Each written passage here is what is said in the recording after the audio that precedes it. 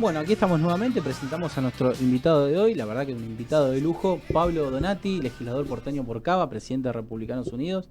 Es un honor tenerte aquí presente. Bueno, buenas tardes, muchas gracias Jonathan por la invitación y por los halagos, además que no sé si son... Siempre es un honor acá tenerte presente. Bueno, ¿Cómo muchas estás gracias. vos? Bien. Veo que estás laburando, todo estás de bien. acá para allá. Estamos trabajando, sí. Hay que honrar el contrato social que nos dio la ciudadanía y ganarnos nuestros sueldos. Es lo que corresponde. Sé que ya te lo habría preguntado en algún momento, pero ¿te imaginabas a esta altura de tu vida ser legislador? ¿Estar representando a la ciudadanía, tener un mandato? No, jamás en la vida. Porque aparte, si uno se pone a pensar, muy pocos pueden llegar en sí, ¿no? Somos tantos millones. Sí, en realidad lo que yo creo que ha sucedido es que yo no provengo de una larga militancia. Yo me sumé en el año 2020, en medio de la cuarentena, con la bronca que me daba a mí este encierro al que nos sometieron y a modo de rebeldía. Y como dice el viejo dicho popular, a la vejez viruela, apareció una persona del club, mi club es Argentino Junior, que es Germán Grosso, y me dijo, che, Ricardo López Murphy está armando de vuelta la estructura de Recrear y demás, ¿no querés venir? Y ahí me sumé. O sea, no provengo de 40 años de militancia, Sí. ¿no? Y la verdad es que se han alineado muchos planetas para que yo esté en el lugar que estoy. Siempre tuve la vocación, digamos, ciudadana y, digamos, el grado de politización de un ciudadano. Participé en cuanta marcha, manifestación o concentración tuvo que ver con mis convicciones, aún en las que había 300, 400 personas, sí, como la del 25 de mayo del 2020, me voy a poner como ejemplo en el Cabildo. Pero siempre como un ciudadano, ¿no? Nunca como un militante político. Me sumo a la militancia a partir de ahí del 2020. Así que mal podría haberme imaginado estar ocupando un lugar acá. Tuve la suerte de entrar en un partido con un líder reconocido, con una propuesta muy clara con respecto a los valores que yo siempre consideré importantes, digamos, como para que la política pudiera cambiarse de verdad. Un líder que tiene coherencia, integridad, honestidad, y en un partido chico, que siempre es más fácil destacarse en un partido chico que en un partido donde participan mil. Y bueno, así se fueron dando las cosas. Tuve un buen trabajo territorial, eso me catapultó a tener la jefatura de la campaña de territorio. Sí. Y a partir de ahí la visibilización fue más exponencial. Te habrá llamado la atención y lo habrás tomado como una sorpresa el acuerdo por la coparticipación. Sé que para vos es algo muy importante ese tema. Sí, es muy importante. Honestamente no me tomó por sorpresa, pues yo venía hablando dentro del bloque que integro, que es el bloque Vamos por Más, que apoya al oficialismo, para que quede claro desde qué lugar hablo, y venía informándome porque si no había un acuerdo era mi intención salir a expresarlo abiertamente, digamos, mi condena al no cumplimiento de una ley. El acuerdo puntualmente, si querés te doy mi opinión, es un buen acuerdo para la ciudad, pero no es ni más ni menos que se cumpla con la ley. Digamos, no solo con la letra de la ley, sino con un fallo de la Corte Suprema de Justicia de la Nación. Ahí en pantalla tenemos el tuit donde lo hace oficial el jefe de gobierno. Bien, dice, logramos un acuerdo, sí, por supuesto, yo hice un tuit también personal, Sí. Citando el tuit del jefe de Sí. gobierno. Ahí a continuación de vamos a pasar tu tuit también. Que es más o menos lo que acabo de decir yo, es decir, Sí. me parece un buen acuerdo, son 800.000 millones de pesos, es mucha plata, que necesita la ciudad, digamos, las cuentas del presupuesto se consideraban esta plata. Pero lo que yo tengo entendido es que no se tiene en cuenta la deuda de los kirchneristas, digamos. No, esos son 6.000 millones de ¿Y eso dólares. en qué termina? ¿En qué termina para vos? Yo creo que vamos a tener que seguir reclamando desde la ciudad hasta que en algún momento en que la economía del país lo permita, cubran con esa obligación, digamos, de responder por el pago de esa deuda.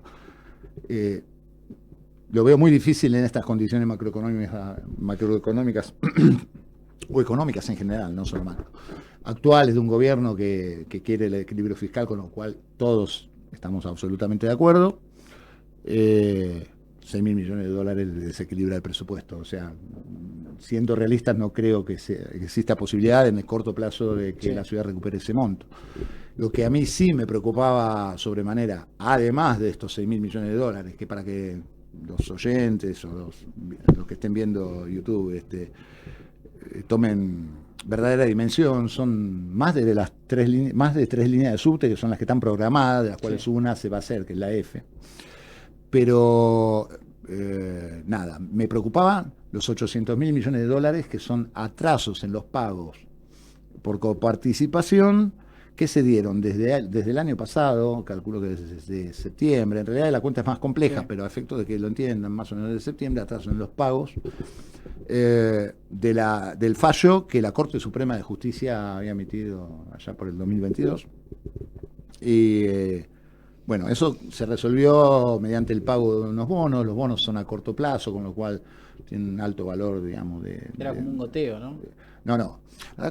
La coparticipación debería, en circunstancias normales, caer por goteo. ¿Qué es goteo? Todos los días entra X plata al Estado Nacional. Ese mismo día, el Estado Nacional le gira a cada una de las jurisdicciones lo que le corresponde por coparticipación.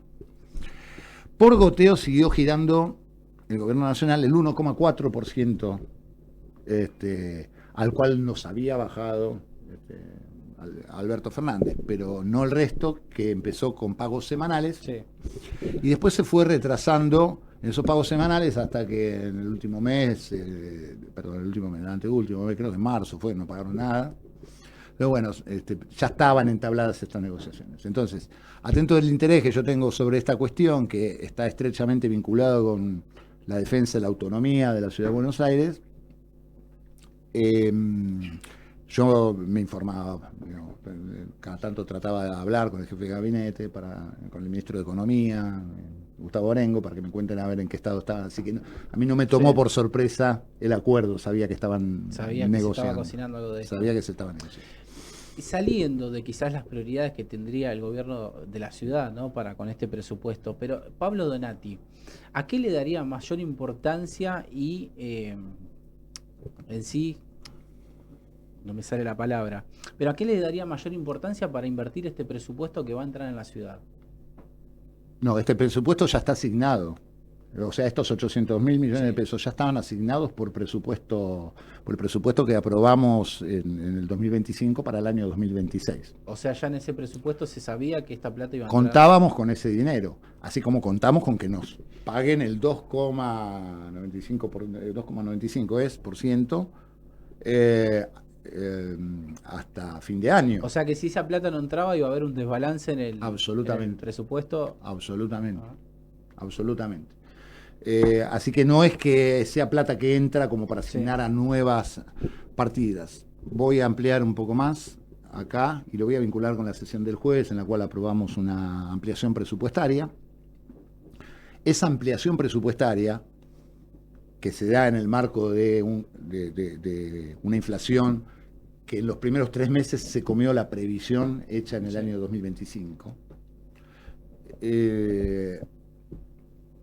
solamente actualizó las partidas globales, digamos. No es que se reasignaron partidas del presupuesto. Básicamente, tanto por ciento de aumento en los ingresos, tanto por ciento de aumento en estos gastos. No se cambiaron prioridades en la asignación de recursos. A eso es a lo que voy. Y una explicación técnica para que lo entiendan, y espero no confundirlos. Porque muchos pueden salir a criticar y a decir que estuvo mal estimado el presupuesto del año pasado. Bueno, la realidad es que el presupuesto de la ciudad se tiene que someter a las variables que considera el presupuesto nacional. Y el presupuesto nacional había contemplado una inflación del 10,1%, un valor de dólar de 1.400. Y si dice algo distinto el presupuesto de la ciudad, después la nación no te acompaña cuando tenés que salir a pedir créditos, es decir, no te da la autorización para endeudarte con organismos multilaterales como qué sé yo, la Confederación Andina, el Banco Mundial o lo que sea. Y nosotros necesitamos tener, por ejemplo, una financiación para la línea F para este año. Entonces, necesitas la anuencia y el aval del gobierno nacional. Así que esta es la razón por la cual hizo falta esta ampliación presupuestaria. ¿A qué le atribuís que todos los, esta es una pregunta que me surgió ahora, pero a qué le atribuís que todos los gobiernos nacionales nunca con el presupuesto le pegan al índice de inflación? Siempre da una inflación que todos sabemos de antemano que es como una fantasía. Yo creo que no es inocente. ¿Qué sucede? Cuando hay una subestimación de ciertos valores, como puede ser el índice inflacionario, obviamente la realidad después se lo lleva puesto a ese índice, se termina aumentando las tarifas, los servicios, Sí. el valor de los bienes, se termina recaudando más por impuestos y esa plata el Poder Ejecutivo tiene uso discrecional, no tiene que rendir Claro, porque cuentas. es algo que sobra. Y si nos remontamos al pasado, veremos que en todos los gobiernos kirchneristas, la subestimación del índice inflacionario, de esta variable será enorme. Claro, porque con Massa no hubo presupuesto tampoco. Con Massa, bueno, por primera vez en la historia argentina, 2 años no hubo presupuesto, Claro. 2 años seguidos. Entonces, ¿qué es lo que se logra con esto? Eso, la discrecionalidad en el manejo de los recursos que entran en exceso de lo que se estimó en el presupuesto. Y es ahí donde se deriva plata para comprar voluntades de gobernadores, diputados, senadores que aprueben leyes. Esa es mi visión, no estoy haciendo una acusación directa, Sí. pero digo, entiendo que una de las razones puede estar por ese lado. ¿Cómo estás viendo ese debate que hay en la ciudad, en todas las fuerzas políticas, villas sí, villas no? ¿Cómo lo viste el operativo antinarcos que llevó adelante el gobierno de la ciudad? Bueno, yo estoy de acuerdo con la política que está llevando adelante el jefe de gobierno de la ciudad. Entiendo que no tienen por qué tener prebendas que el resto de la ciudadanía de la ciudad de Buenos Aires no tiene. Por ejemplo, en lo que llamamos barrio 31, no había controles de ninguna naturaleza, digamos, ni en comercio, ni en las construcciones de viviendas que se hacían, Sí. que después además terminan generando algo, es decir, se le entregan prebendas, digo que durante una época de gobiernos de la ciudad, dentro del promismo, se les entregaban viviendas a esta gente que después terminaban pagando 500 pesos de cuota con beneficios Sí. para sacar el odio, y esta gente se iba de ahí y lo terminaba alquilando por 50.000 pesos, no sé, para decir un número, con una ganancia extraordinaria. ¿Y por qué esa prebenda? Entonces, yo estoy de acuerdo con el control, con que no puede haber diferencias, con que se impida seguir con construcciones de naturaleza ilegal sobre terrenos que son ocupados, y estoy de acuerdo con todos los operativos que se han hecho o que ha hecho el jefe de gobierno de la ciudad y todo su gabinete. Sí. De todo lo que sea ocupa de propiedades, digamos, lo que tenga que ver con la toma de terreno público, con el tema de control, estoy de acuerdo, absolutamente Aparte de acuerdo. hay muchas construcciones que quizás tienen 40 departamentos y no es que cada departamento es de una familia distinta, quizás pertenecen al mismo tipo que las Pertenecen alquila. al mismo que las alquila y se está haciendo una fortuna de plata con prebendas que le da el Estado. Y el tipo Y quizás esto no es vive en la injusto. villa. Y no vive, no, poner la firma que no vive. Poner la firma que no vive. Así que creo que es una política muy acertada, que tiene que ver con toda una visión de una ciudad más ordenada en todos los aspectos. Podemos visibilizar, los que recorremos la ciudad a diario, no existen más los cortes de calle, digo, y hay mérito. Hay gente que considera que esto es un mérito del gobierno nacional. Yo le digo, es cierto, a lo mejor hay un trabajo conjunto, pero la realidad es un mérito del gobierno de la ciudad, porque quienes controlan las calles de la ciudad es la policía de la ciudad. La Policía Sí, Federal aparte está le pertenece por solamente para jurisdicción. custodiar edificios federales y para determinadas cuestiones, pero hay una decisión política del jefe de gobierno de que exista el orden. Eso explica también la desaparición siempre aparecen en otro lugar, Sí, desaparecen en un lugar, aparecen en otro, pero concretamente la desaparición de los manteros. Este, lo explica Jorge Macri mejor que yo, obviamente. 68 kilómetros, si los pones uno al lado del otro, los manteros que estaban en Flores, los que estaban en Once, sí. los que estaban en Chacarita, son 68 kilómetros, desde acá hasta Luján, de manteros, digo, que estaban compitiendo ilegalmente, sin pagar un alquiler, sin pagar impuestos, sin pagar luz, digo, o sea, es una competencia desleal con alguien que enfrente de él está vendiendo exactamente el mismo producto y que no puede competir Sí, en sí, esas es imposible condiciones. competir. Aparte era un foco de inseguridad terrible porque Absoluto. la gente toda apretada, se generaba que había un montón de pungas. Sí. E incomodidades Sí, y dificultades en el tránsito, que no es un tema menor en la ciudad, también lo del tránsito. Esto también tiene que ver con las casas, con lo que estoy hablando antes de las casas recuperadas, que creo que son más de 700 ya. No es solo el hecho de mostrar una voluntad, no es solo el hecho de mostrar una voluntad de defensa de la propiedad privada, con lo cual los que somos liberales estamos absolutamente de acuerdo, es decir, somos férreos defensores, sí. es uno de los pilares de nuestros valores, la defensa de la propiedad privada, sino que esas propiedades tomadas además eran focos eran focos Sí, venta de droga, prostitución, había muchos delitos que se cometían. Exactamente. Sí, sí, sí. Entonces, no solo el respeto a la propiedad privada, la devolución a su dueño, sino la tranquilidad para muchos vecinos. Se aprobó en estos días el RIGI, el RIMI, en la legislatura porteña. Sé que habías presentado un proyecto, el RIPI, si mal no Sí. recuerdo. Se me genera una confusión, digo, ¿es tuyo? ¿Es de la Libertad Avanza? ¿Qué fue lo que pasó? ¿Qué diferencias hay entre los proyectos? Bueno, en este punto debo decir que el RIGI es el tercer año que se presenta, que lo presenta la Libertad Avanza y recién este año se aprobó, que yo acompañé las dos veces anteriores. Es cierto que es un régimen que es de difícil aplicación en la capital federal, porque son para montos de inversiones mayores a 200 millones de dólares, y al no tener la ciudad focos de inversión, a lo mejor en turismo podría Sí. llegar a ser, pero focos de inversión tan grandes como en el resto del país, tal vez no vayan a ser muchos los proyectos que se sumen, pero yo estoy de acuerdo, como lo dije en la sesión, y esto le cabe también al RIMI, estoy de acuerdo con que fomentemos o incentivemos la oferta, pues tuvimos décadas incentivando la demanda y ese desequilibrio entre oferta y demanda, Claro. que es una ley económica que se cumple inexorablemente como la ley de gravedad, nos llevó a tener las tasas inflacionarias que hemos tenido y todos los grandes despelotes que hemos sufrido a nivel macroeconómico y desajustes Sí. macroeconómicos. Entonces, para mí es tiempo de incentivar la oferta, no la demanda. Y en ese sentido va el RIGI, así que lo he apoyado en los años anteriores, lo he apoyado en esta última sesión, en donde salió aprobado.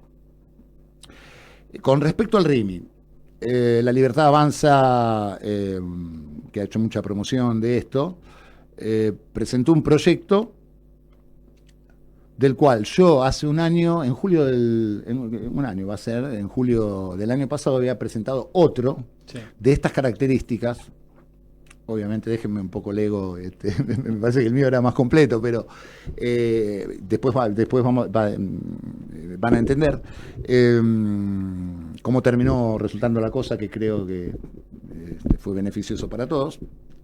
Había presentado lo que vos dijiste, RIPI, para mí era Régimen Integral de Promoción de Inversiones para Micro, Pequeñas y Medianas Empresas. Tenía toda una cantidad de características que no quiero perder tiempo en enunciar ahora. Sí quiero decir que cuando la Libertad Avanza presenta el RIMI, que tiene más o menos objetivos similares, pero con unas cuantas consideraciones menos, pero que va en el camino, en la misma línea de lo que yo pensaba. O sea, ¿considerás que tu proyecto era mucho más liberal y mucho más profundo quizás que el que presentó La Libertad contemplaba Avanza? más aspectos. Mi proyecto contemplaba, por ejemplo, beneficios tributarios en ingresos brutos un poquito más beneficiosos para micro, pequeñas y medianas empresas, mayores beneficios aún si incrementaban su planta de personal, mayores beneficios aún si ese personal tenía domicilio en la ciudad de Buenos Aires, beneficios en líneas de crédito blandas con el Banco Ciudad. Bueno, muchas, yo las enuncié en la sesión, muchas de estas ideas fueron incorporadas al proyecto original de La Libertad Avanza del RIMI. Y La Libertad Avanza, obviamente, por una cuestión de peso legislativo, cuando yo presenté este proyecto formaba un monobloque, estaba yo solo. Sí. Por una cuestión de peso legislativo impone, digamos, la idea de su proyecto, pero lo agradecí también públicamente, ha tenido la generosidad de incorporar muchas de las ideas que tenía nuestro proyecto, así como también incorporó algunas ideas de otros bloques, de la UCR y de Confianza Ciudadana, que es el bloque de Horacio Rodríguez Larreta. Y creo que eso ha sido beneficioso, no solo para en el fondo, no solo para la legislatura, quiero decir, en el fondo para todas las micro, pequeñas y medianas empresas, porque redundó en un proyecto más completo, mejor, con mayores probabilidades de una implementación real. O sea, algunas de las cuestiones que tomaron son estas que mencioné, es decir, ellos, el RIMI, promovían que fuera para empresas de 150, con inversiones de $150.000 o más. El caso mío era bastante menor. Bueno, decidieron, lo bajaron a 100.000. Me sigue pareciendo alto, pero siempre es mejor que nada. Lo de la baja de ingreso bruto, bueno, hubo 7 o 8 puntos del proyecto, porque consideremos que el RIMI que presentaron tenía creo que 2 artículos, la ley, y la que terminó saliendo es una ley bastante más integral y la mayoría de los puntos que se agregaron surgieron del proyecto que habíamos presentado. ¿Considerás que, viendo el aspecto institucional, tuvo el aval de la mayoría de las fuerzas políticas, pero en el sentido de hubo un diálogo institucional que quizás en otros temas quizás no se dan, pero acá lo ves positivo? Siempre es positivo, del mismo modo que hemos estado hablando del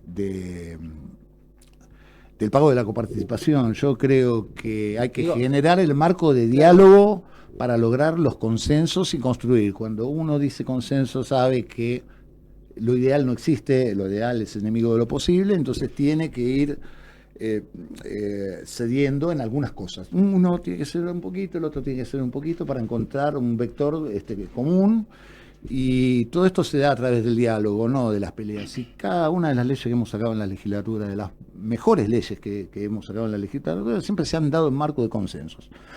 Aún con fuerzas opositoras como el peronismo, que no han acompañado, pero que yo creo que hacen su aporte con su visión y ayudan a corregir cosas. No, aparte muestra quizás la madurez de la política, porque a muchos nos parecía extraño que esté votando un mismo proyecto a favor en La Libertad Avanza y en la Fuerza de Larreta, digamos. Entonces muestra quizás una madurez, quizás para estas cosas, después para otras capaz que no, pero para esto quizás la política está un poco más de acuerdo. Sí.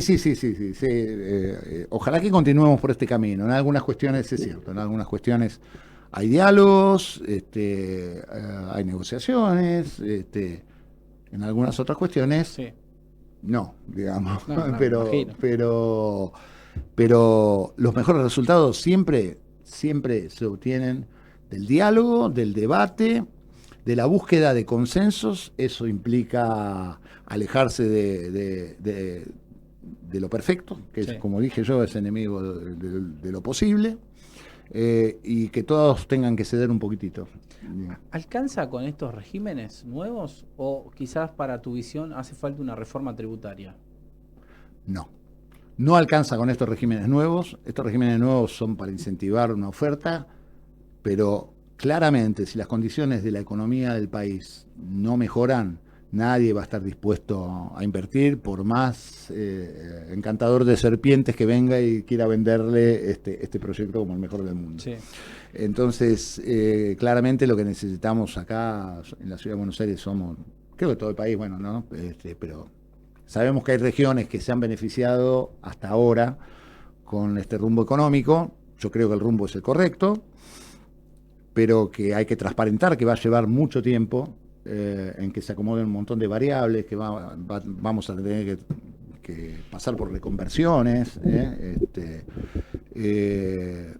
Pero no obstante eso, quiero decir que estos regímenes no alcanzan si la economía del país no arranca. La economía del país está funcionando muy bien para 4 sectores sobre los cuales se apoya el crecimiento, pero que por ahora no derraman, y yo veo difícil además que derramen en el resto de los sectores. Los 4 sectores a los que hago referencia son minería, energía, el agro y sectores financieros. Y todos esos sectores representan, vamos a llevarlo a la práctica, el 16% de la mano de obra registrada. Entonces está quedando afuera comercio, servicios, construcción, industria. Claro, que más genera dinero, pero el que menos genera trabajo. Claro. Y algo también importante para mí, que soy un defensor de la importancia y de los valores de las pymes, que creo que el gobierno nacional está desatendiendo ese sector, el de las pymes. Y las pymes representan en la Argentina el 70% de la mano de obra registrada, que a su vez es el 55% de la mano de obra total, porque el otro 45% está en la informalidad. Y generan el 40% del PBI. O sea, su participación no es menor. Y es la que incluye a los sectores medios, que son los más castigados por lo menos en estos 2 años y medio, son los que más han soportado sobre sus espaldas los ajustes que necesariamente requería la economía. ¿Por qué consideras que el gobierno no hace foco en las pymes? Porque, a ver, uno escucha entrevistas, discursos del ministro de Economía y siempre habla de la energía, del gas, del litio, de vaca muerta, pero nunca nombra a las pymes. Sí, yo creo que Caputo además tiene una visión demasiado monetarista y financiera y ser un ministro de Economía implica tener una visión mucho más amplia, no solo de pyme, en general. Desconozco, tendrías que preguntarle a él. Posiblemente ellos crean que es un modelo que va a terminar derramando. Yo creo que este modelo, si no se amplía y no recibe las reformas, y ahora voy en un tema que le preguntaste vos de reforma tributaria, es un modelo para un país de 20 millones de personas, no de los 47. Claro. Nosotros tenemos que tratar de buscar un país para los 47 millones de personas. Y si hay otra cosa que tengo que criticar al gobierno, así como no solo reconozco, celebro, que han desactivado una bomba atómica, sí, que es la que dejó el gobierno de Massa, Fernández, Cristina de Kirchner. Créanme que era una bomba atómica, como estaban las variables macroeconómicas, era como para que exista una crisis mayor a la del 2001. Qué tridente, digo, ¿no? Qué tridente, mamita. En la jerga del fútbol sería, viste que hay muchos zagueros centrales que son sicarios, le dicen, bueno, los 3 sicarios. No, es un tren fantasma, pero bueno, con todo respeto, hablo desde el resultado concreto, cómo han dejado el país. Después, ojo, con algunas formas no estoy de acuerdo con que se llevó adelante, pero lo que mandan son los resultados y la bomba fue desactivada, sí, así que esto ha sido muy bueno. La concientización que logró el gobierno de Milei en la sociedad respecto de la importancia del equilibrio fiscal, yo celebro muchísimo eso. El que nos haya puesto en el camino correcto, como dije antes, creo que estamos en el camino correcto. Para que se entienda claramente, nosotros antes queríamos ir a Mar del Plata y estábamos yendo por ruta 8, por ruta 9, y por ahí no íbamos a llegar nunca. Milei nos puso en ruta 2. Ahora, me parece que no la estamos transitando de la mejor manera. Si vamos con un auto normal, por ruta 2 llegamos a Mar del Plata. Si vamos con un tractor y marcha atrás, no llega nunca. Difícil, muy difícil, o nos va a llevar más tiempo, o nos va a costar mucho más. Pero para transitar este camino, así como digo esto positivo, digo, de Milei, digo, él sabía que teníamos que migrar de un modelo a otro, que eso iba a tener su costo social, Sí. su costo económico, su periodo de ajuste. Del mismo modo que digo, muchachos, no se preocupen por la inflación. La inflación probablemente vaya bajando. Lo que sucede es que el gobierno no ha sabido transmitir que para bajar una inflación del 211%, creo que es, que nos dejó Massa, a una inflación razonable que es la de un 4 o 5% anual, si querés, es alta también, ¿no? Sí. Pero para nosotros sería una bendición. Los países que han atravesado estos procesos han llevado 4, 5, 6 años. Entonces, no estaría tan preocupado como está el gobierno nacional en ajustar otras variables que hacen pesar mucho más el ajuste sobre el jamón del sándwich, que viene a ser la clase media, Sí. Me enfocaría un poco más En la política, ¿no? Sí. Pero bueno, para que este modelo, digo, estaba diciendo, para migrar de un modelo a otro, Sí. tenemos que atravesar, hagamos de cuenta que estamos en Buenos Aires, qué sé yo, tenemos que ir a Mar del, vamos a poner el mismo ejemplo, a Mar del Plata, pero damos de cuenta que en el medio hay un desierto. Entonces vos, toda la ciudad, todo lo que vivimos en Buenos Aires, tenemos que ir a Mar del Plata y tenemos que atravesar ese desierto. Bueno, tenemos que llevar agua, como mínimo agua, Sí. y algo para comer para atravesar ese desierto. Me parece que esto es la parte que el gobierno no contempló. O sea, desatendió la microeconomía. Desatendió la micro. Ya. ¿Y crees que la Y puede dar vuelta? ¿sabes por qué digo, el jamón de sándwich en la clase media? ¿Por qué? Porque la clase alta en general Sí. no tiene problemas con estos ajustes y de hecho esta economía centrada, extractivista, digamos, el caso del agro, el caso Sí. de la minería, el caso de la energía, tiende a generar desigualdades en la distribución de la riqueza. Y creo que eso es algo de lo que se está verificando ahora.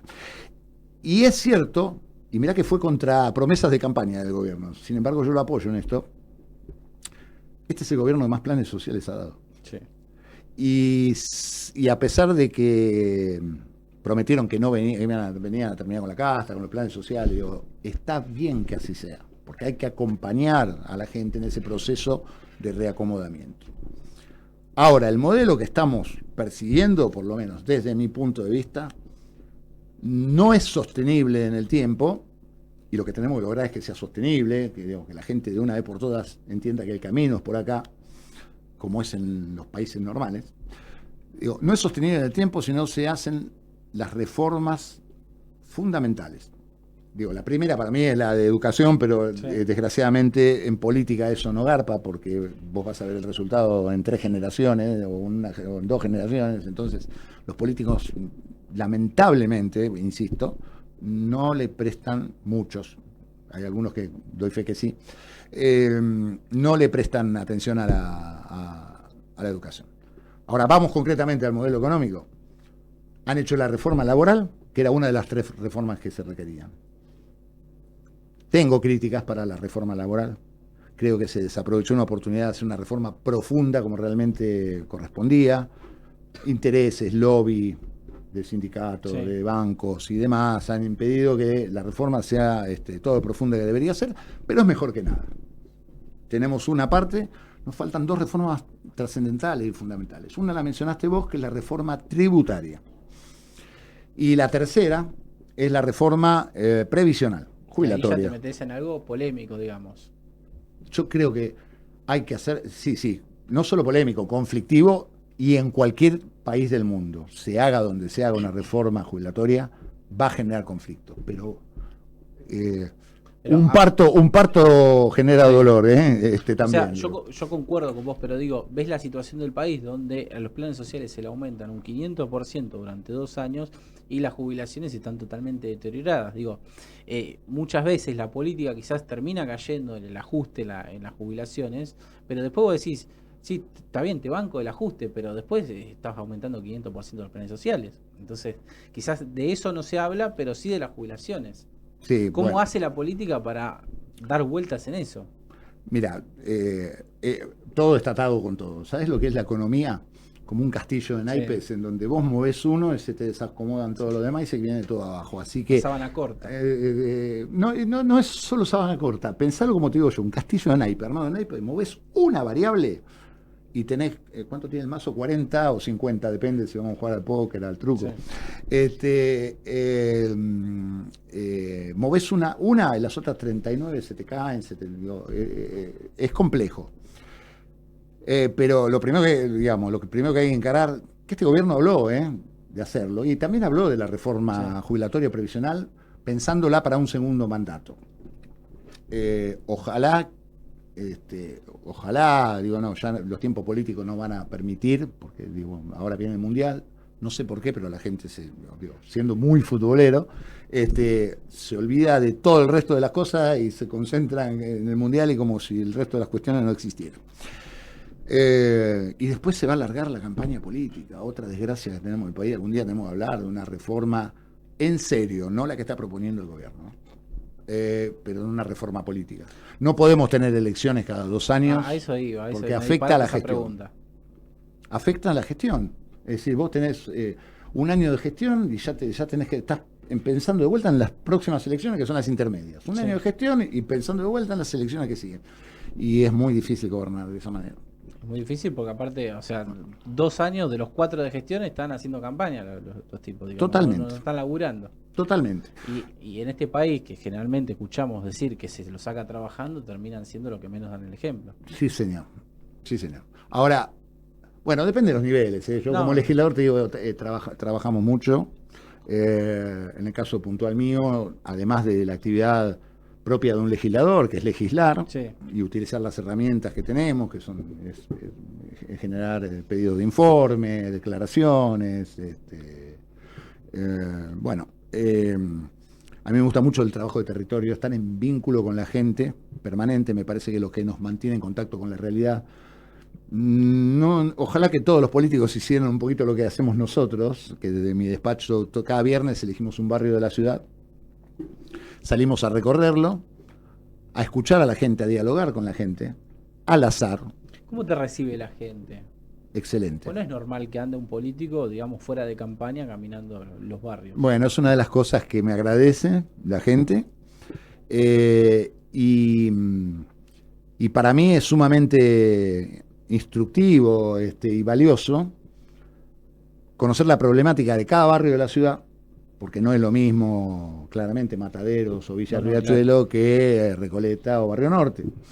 Y sin embargo hay algunos problemas que son transversales, y ahora te voy a mencionar.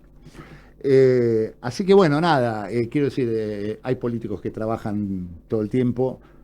Hasta me cuesta definirme como político por lo que hablamos al principio del programa. Digo que llevo nada más que 5 años en ejercicio de esta pasión que tengo.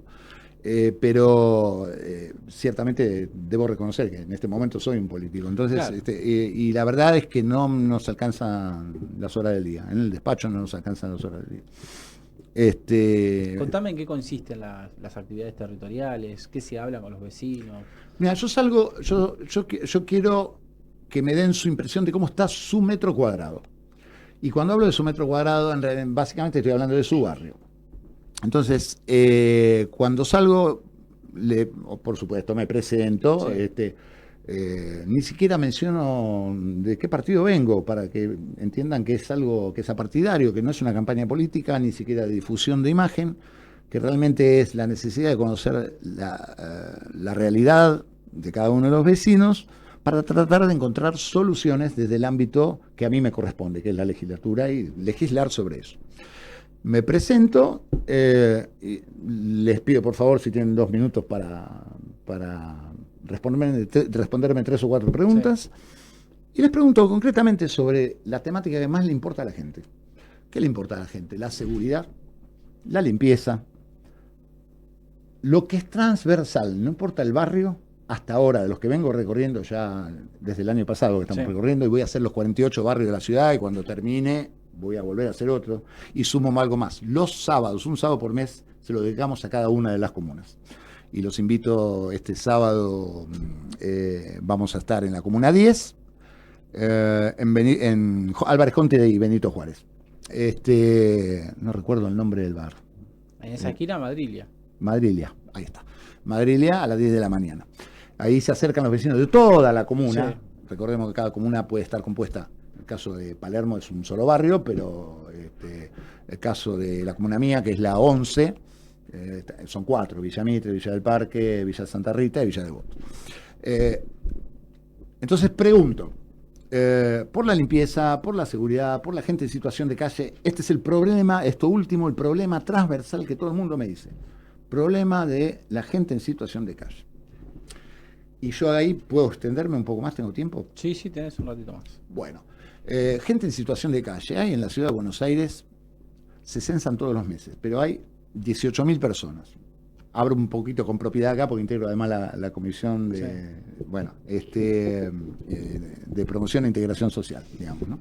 Que es la que trata esta problemática. 18.000 personas en situación de calle. Y perdón, los números redondos son al solo efecto de que se entienda al ejemplo. Pero quiero que quede claro que cada persona es valiosa, cada persona importa, cada persona es una vida. Hecha esta aclaración, de esas 18.000, 16.000 reciben asistencia del Estado. ¿Bajo qué formatos? 11.000, 11.500 reciben un subsidio habitacional. 4.000, 4.500 están contenidas dentro de algunos de los 63, 62, 63 centros de inclusión social, que no son los viejos guardapersonas que había hace unos pocos años, en donde la gente que estaba en situación de calle no quería ir porque tenía miedo que le robaran, y efectivamente esto sucedía. Están muy bien organizados ahora. Hay hay para hombres, hay para mujeres, sí, hay para familias con protocolos, horarios y demás. Hay para familias, hay para gente en situación con problemas de salud mental y o adicciones. Hay uno para gente con mascotas, porque hay gente que... Sí. Voy a poner un ejemplo, el Centro Costanera, el CIS Costanera. Que está en la Costanera Sur. Vos tenés una mascota y estás en situación de calle, sí, y la excusa que antes tenías era, no, porque si no tengo dónde tener, bueno, ahora tenés dónde tener y estar con tu mascota. Y están con equipos de interdisciplinarios, psiquiatras, psicólogos, médicos, con un grado de asistencia y con una vocación de la gente que trabaja para reinsertar a la gente en la sociedad. Y estoy hablando y me estoy acordando del centro Lima, que está ahí en la calle Lima y Venezuela, en donde se aloja gente con problemas de adicciones y que están saliendo de las adicciones gracias al apoyo de estos equipos interdisciplinarios de la ciudad. Tendrían que escuchar las historias que cuentan y lo agradecidos que están. Volvemos, 11.500 reciben subsidio habitacional, 4.500 dentro de algunos de los 60 y pico centros de inclusión social. Quedan 1.800, 2.000 personas que se niegan a recibir cualquier tipo de asistencia. Dicho esto, voy a decir, 70% de la gente en situación de calle proviene de Gran Buenos Aires, sí. 75% de estos 1.800, 2.000 que se niegan a recibir asistencia del Estado tienen problemas de salud mental o de adicciones o sea, las dos cosas. Todos sabemos que una persona que está en cierto estado de adicción o tiene problemas de salud mental no está en ejercicio o en pleno uso de sus facultades mentales y resulta difícil que pueda tomar decisiones por sí mismo. Y cada persona que queda en la calle genera una situación de incomodidad. Primero, no es digno para esa persona que está en la calle. Sí. Que lo mencioné al principio, es tan valiosa como tu vida y como la mía, y tiene los mismos derechos que los tuyos y que los que tengo yo. Pero es incómodo también para los vecinos que alguien esté haciendo lo que uno hace en su vida privada. Digo, no hace falta que numere digamos, las 24 horas del día de una persona y lo está haciendo públicamente. Claro. Pero existe una ley de salud mental nacional que impide que la ciudad pueda actuar. Entonces, hay 1.800 o 2.000 casos que y ojo, que cumple la ciudad, está lo que se llama red de atención, que cuando vos llamás al 108, a los 15 minutos tenés... Veo muchas camionetas del 108. Un móvil de gente tratando de persuadirlos para llevarlos a alguno de estos lugares de asistencia que tiene la ciudad. Y no hay caso. Y no se los puede llevar por la fuerza.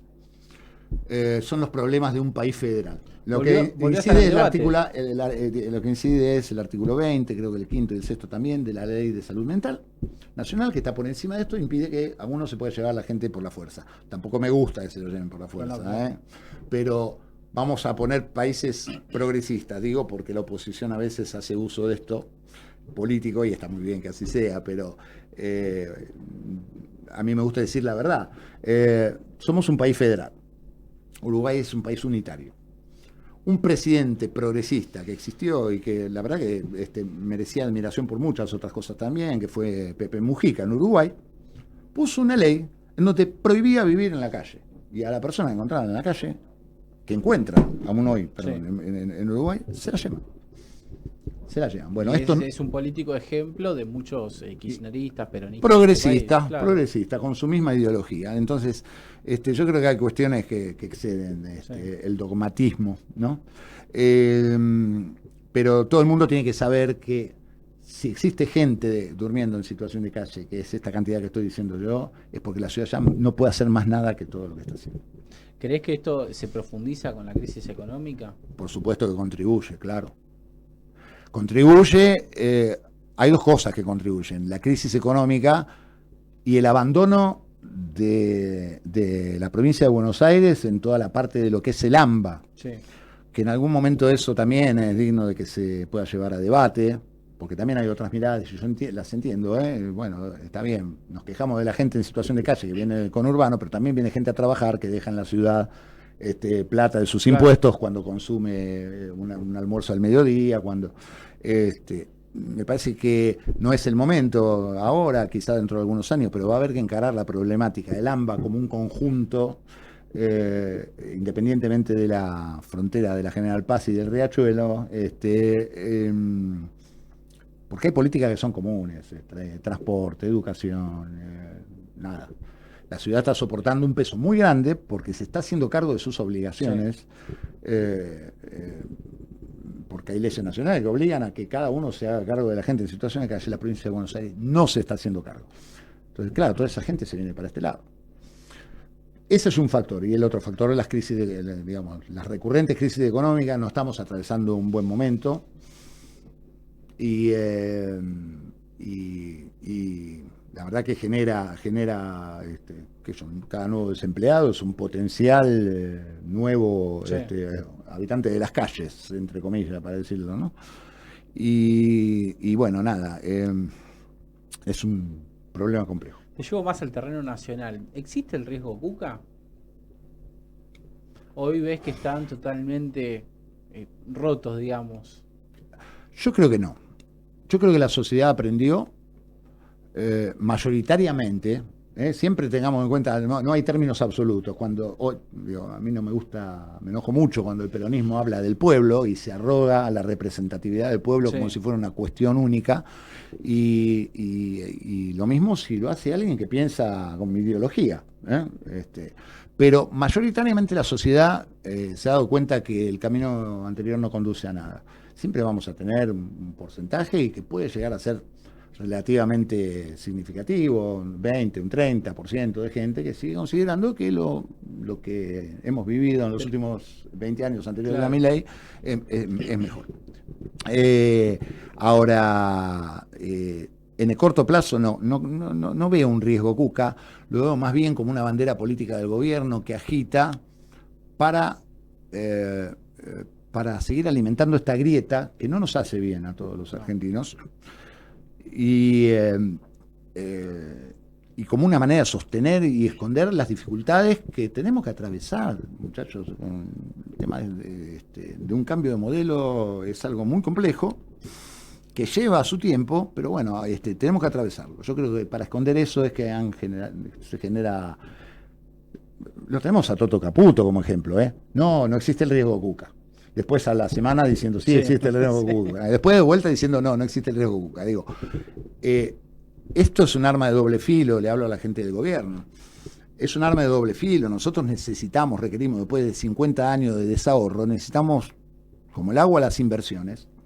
Y para que haya inversiones hay que crear el marco jurídico y de confianza adecuado para que esas inversiones vengan. Si agitamos permanentemente la bandera del tren fantasma como un posible retorno de ese tren fantasma, las inversiones no van a venir. Entonces, es un arma de doble filo. Sí.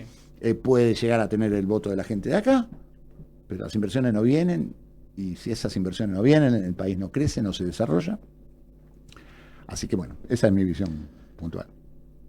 ¿Cómo viste el partido de Argentino Junior? Uy, qué dolor, ya me lo tenía que mencionar. Te quería hablar de fútbol y justo ahora tocó que... Porque la idea era hablar de la final, digo, bueno, va a pasar Argentino, yo lo daba por hecho, como hincha de River no quería que pase Belgrano, porque imagínate que si perdemos con Belgrano, claro, se nos viene... Pero, ¿cómo lo viviste? ¿Cómo puede ser que se les haya escapado de esa manera?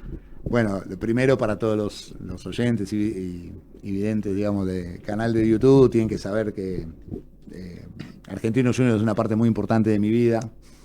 Se lleva un pedazo muy importante de mi corazón y voy a la cancha que tengo uso de razón. Contame alguna anécdota de la cancha, algo que vos digas... Antes de venir acá estuve contando 20, de todo tipo, pero... ¿Alguna puntual que digas, esta fue terrible, digamos, qué sé yo? Un día salí... ¿Alguna que puedas contar? qué sé yo. Viste que la cancha saca lo peor de todos. Sí. Lo peor de Vamos a sacar...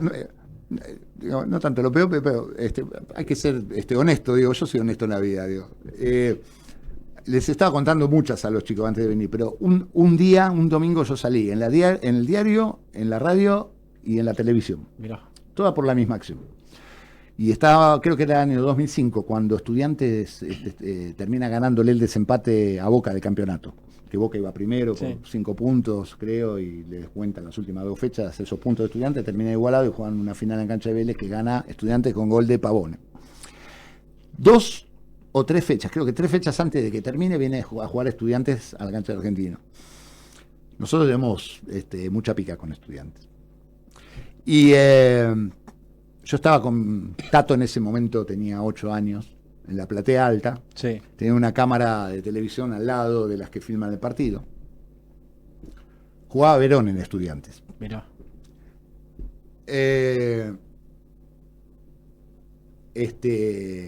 Bueno,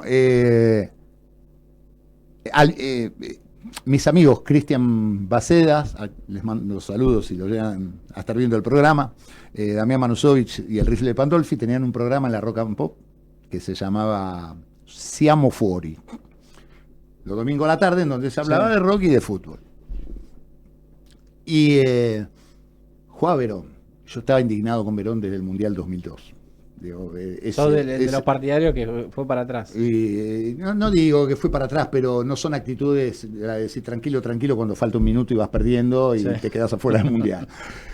No quiero decir con esto que vaya para atrás, sería lo mismo que decir que fue para atrás Enzo Pérez el domingo pasado pateando un penal de un modo que no puede muy caliente, que no puede pasarlo. Yo creo que no, que es un profesional serio, lo ejecutó mal, todos podemos equivocarnos. Bueno, pero a mí me quedó esa vena con Verón. Entonces, yo estaba en la platea, debo decir la verdad, como un hincha de fútbol. Desaforado, diciendo cualquier cantidad de barbaridades contra Verón, y me enfoca la cámara en primer plano. Y me deja un rato largo enfocado en primer plano. Entonces, mis amigos que estaban con el programa Siamo Fuori, tenían una tele prendida y me ven ahí. Y me dicen, ahí está, así me decían ellos, Donatello. Por la tortuga, digo. Ahí está Donatello, mirá, y empezaron a hablar de unas cuantas cosas que ellos conocían, anécdotas de la cancha de Argentina. Al otro día, en el estudio viene un empleado y me tira el diario arriba de la mesa, siempre haciendo papelones. ¿Qué pasa? Había salido una nota en un diario donde obviamente criticaban, había un padre con su hijo, profiriendo cualquier cantidad de barbaridades contra Verón, que esto, qué ejemplo para el hijo, que esto. Bueno, de esa, qué sé yo, anécdota. Capaz que Verón se acuerda de vos. Habrá visto los diarios. No creo, no, tiene cosas más importantes. Ese día iba ganando Estudiantes 2-0 y terminamos empatándolo sobre la hora. lo cual había sido un muy buen resultado para nosotros, que teníamos Sí. un equipo muy malo en ese momento, pero bueno. No, anécdotas tengo miles, la verdad que me tendrías que invitar a un programa exclusivo Hablamos para de hablar... fútbol y de rock. Para, De rock y principalmente. Que hay de mucho rock, para y hablar. de rock también, sí, sí, sí, estamos ahí ¿Sos gestionando. partidario de que se deformó un poco la música? No, se formó del todo. Se formó del todo. Esto no quita que sigan existiendo algunas bandas buenas que no conoce nadie, que tocan en lugares y que no conoce nadie, como era la banda que tenía yo, digamos, a los 30 años. Pero sí, realmente el concepto de música que va de la mano un poco de la tecnologización de un montón de Sí. cuestiones que estaban vinculadas. El que todo el mundo conoce, por eso lo voy a mencionar, es el autotune. Es un tipo que desafina Sí, sí, y que sí. no puede cantar ni el No es arroz con verdadero, leche, claro. termina grabando un disco y capaz que termina siendo un super éxito. Y la verdad que la mayoría de las veces, en aspectos comerciales, el rock está desvinculado del éxito comercial. ¿Cómo fue esa experiencia de estar al lado de Rod Stewart y cantar con él? Bueno, no canté con él fundamentalmente, no, puntualmente, digo, no canté con él. Lo que hicimos fue una foto de mímica de Sí. cantar juntos. Bueno, para mí Rod Stewart es uno de los referentes de toda mi adolescencia, para decirlo, juventud, y Sí. me ha acompañado hasta el día de hoy, concretamente. O sea, Así que es uno de los mejores cantantes que yo he escuchado. Y miren que escuché mucho rock, mucho rock, mucho blues, mucho soul, mucho funk, mucho rhythm and blues. Así que fue una experiencia fabulosa. Rod Stewart es una persona muy humilde. Se prestó muy plácidamente. Yo creo que hasta se sentía cómodo. Quería quedarse un rato más. La gente de su producción se lo quería llevar porque estaba hablando demasiado y a la noche tenía que cantar. pero es un privilegio. Haber estado ahí es. Y para mí fue un lujo. Ahora, Mirá, ahí está, mirá. mira vos. Sí, esa. La verdad que fue un revuelo además en la legislatura porque quería estar todo el mundo. Y la producción de Rod Stewart solamente quería 30 personas que estuvieran ahí en el salón que tuvimos. Casi que si te lo permitían, abrían la cancha de Argentinos y llenaban de gente para darle pero la el llena. reconocimiento. Pero les agrego algo más. A la noche yo estuve en el Movistar Arena, Sí. que él cantó 3 noches. A la noche estuve en el Movistar Arena, hizo subir a un traductor. Y el traductor fue traduciendo lo que Rod Stewart le decía, que estaba agradecido a la ciudad de Buenos Aires, que era esto ya lo había dicho también en la legislatura, que era la primera vez en toda su carrera que recibieron una distinción de este tipo de alguna ciudad. Mirá vos. Increíble porque es un número 1 de verdad. O sea, fuiste el primer tipo en el planeta y en la historia de Rod Stewart que se le ocurrió un reconocimiento, prácticamente. Había recibido un reconocimiento de Montevideo, pero no de huésped de honor. Claro. Como visitante ilustre había sido. Pero el título de primero lo tenés, digamos. Sí. No te lo quita Y estaba, Rod Stewart estaba con la esposa, uno de los hijos, muy contentos. Le mostraba la camiseta, le regalamos una camiseta, obviamente, con el 10 de Messi.